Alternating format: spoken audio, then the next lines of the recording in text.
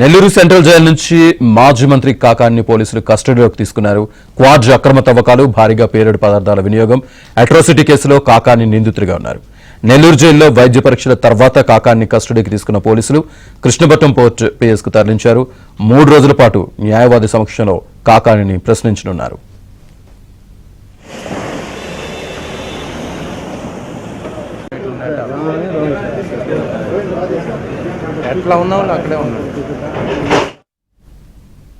ఈ అంశానికి సంబంధించి మరింత సమాచారం మా ప్రతినిధి మహేష్ అందిస్తారు. మాజీ మంత్రి కాకాని గోవర్ధన్ రెడ్డిని పోలీసులు కస్టడీకి తీసుకున్నారు. దాదాపు 3 రోజుల పాటు కోర్టు కస్టడీకి అనుమతి ఇవ్వడం జరిగింది. ప్రధానంగా మనం చూస్తే నెల్లూరు సెంట్రల్ జైలు వద్ద ఉన్నాం. కొద్దిసేపటి కిందటే ఈ సెంట్రల్ జైలు నుంచి మాజీ మంత్రి కాకాని గోవర్ధన్ రెడ్డిని కృష్ణపట్నం పోర్టు పోలీస్ స్టేషన్కి తరలించడం జరిగింది. నెల్లూరు రూరల్ డిఎస్పీ ఘట్టంనేని శ్రీనివాసరావు అలాగే సిఐలు వీళ్ళంతా కూడా అధికారులు ఆయన్ని ఇక్కడ నుంచి తీసుకెళ్లడం జరిగింది. ఈ 3 రోజుల పాటు కూడా ఈ క్వాడ్ అక్రమ తవ్వకాలు, అలాగే భారీ ఎత్తున పేలుడు పదార్థాల వినియోగం, అట్రాసిటీ కేసుకు సంబంధించి అనేక విషయాలు ఆయన్ని ప్రశ్నించనున్నారు. ఇప్పటి వరకు కూడా కాకాని గోవర్ధన్ రెడ్డి అయితే ఎక్కడా కూడా పోలీసులకు విచారణకి సహకరించిన పరిస్థితులు లేవు.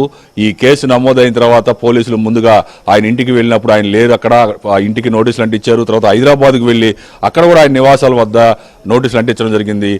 ఇదిగో వస్తున్నా అని చెప్పి సవాలు విసిరి అక్కడి నుంచి ఆయన పారిపోవడం జరిగింది.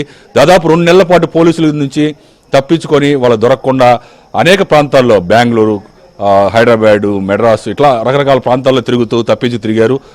సైబర్ నేరగాళ్ళు ఎవరైతే ఉన్నారో ఆ సైబర్ నేరగాళ్ళు వినియోగించే కొన్ని యాప్ల్ని కూడా ఆయన వినియోగించడం జరిగింది. పోలీసులు పక్కదారి పట్టించడం జరిగింది.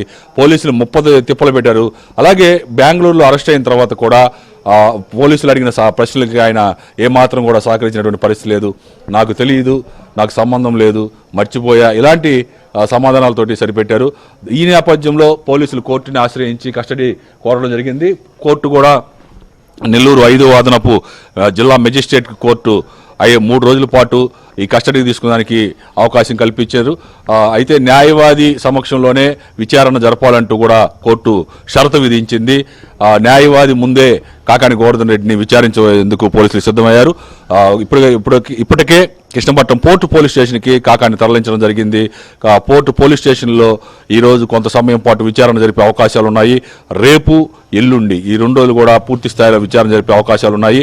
ఆదివారం రోజు 8వ తేదీ ఆదివారం రోజు సాయంత్రం 5 గంటలకి మళ్ళా ఆయన్ను జైలుకి పంపించాల్సి ఉంది. ప్రధానంగా చూస్తే ఆ పొదలకూరు ప్రాంతంలో కాకాని సొంతూరు ఏదైతే ఉందో తోడేరు ఆ పరిసర ప్రాంతాల్లోనే పెద్ద ఎత్తున 6 నెలలు 7 నెలల వ్యవధిలోనే మైన్స్ అన్నింటిని కూడా ఆక్రమించుకొని ప్రైవేటు వ్యక్తులని తరిమేసి రుస్తుం మైన్స్ అనే ఒక ప్రైవేటు మైన్ ఆ యజమానుల్ని బెదిరించి భయపెట్టి రౌడీ మోకలతో తరిమేసి ఆ రుస్తుం మైన్స్తో పాటు చుట్టుపక్కల ఉన్న ప్రభుత్వ భూముల్లో కూడా పెద్ద ఎత్తున భారీ పేలుళ్లు సృష్టించి ఈ క్వాడ్జి అంతా కూడా అక్రమంగా తవ్వారు. ఆ అక్రమంగా తవ్విన క్వాడ్జిని, విలువైన క్వాడ్జిని దాదాపు 61,000 మెట్రిక్ టన్నుల క్వాడ్జిని తవ్వినట్టుగా మైనింగ్ శాఖ అధికారులు గుర్తించారు. ఆ మేరకు వాళ్ళు ఫిర్యాదు చేయడం జరిగింది. అందుకే ఆ కేసు కూడా నమోదవడం జరిగింది. ఈ 61,000 మెట్రిక్ టన్నుల కాస్ట్ దాదాపు 250 కోట్లకు పైగా ఉంటుందని అంచనా వేస్తున్నారు.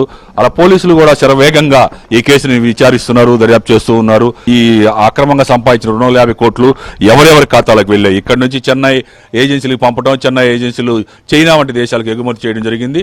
చైనా దేశం నుంచి ఆ నగదు ఎవరి అకౌంట్లోకి వచ్చాయి, అక్కడి నుంచి ఎవరి అకౌంట్లోకి వచ్చాయి, ఇలా వాళ్ళు దర్యాప్తు చేసుకుంటూ వెళ్తున్న సమయంలో దాదాపు తాడేపల్లికి కూడా అవి టచ్ చేస్తున్నట్లుగా సమాచారం తెలుస్తూ ఉంది. మొత్తం కూడా న్యాయవాది ముందే ఈ కాకాని గోవర్ధన్ రెడ్డి విచారణ కొనసాగనుంది.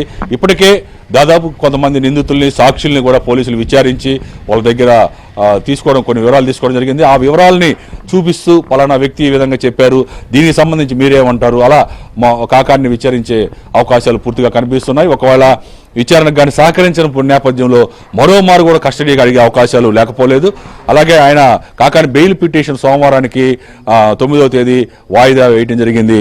ఆ రోజు ఏం జరుగుతుంది, బెయిల్ వస్తుందా రాదా అనేది కూడా దాని మీద కూడా ఉత్కంఠ నెలకొంది. ఇది ఇక్కడ పరిస్థితి. వీడియో షాహిద్ కుమార్తో మహేష్ బాబు, ABN ఆంధ్రజ్యోతి, నెల్లూరు.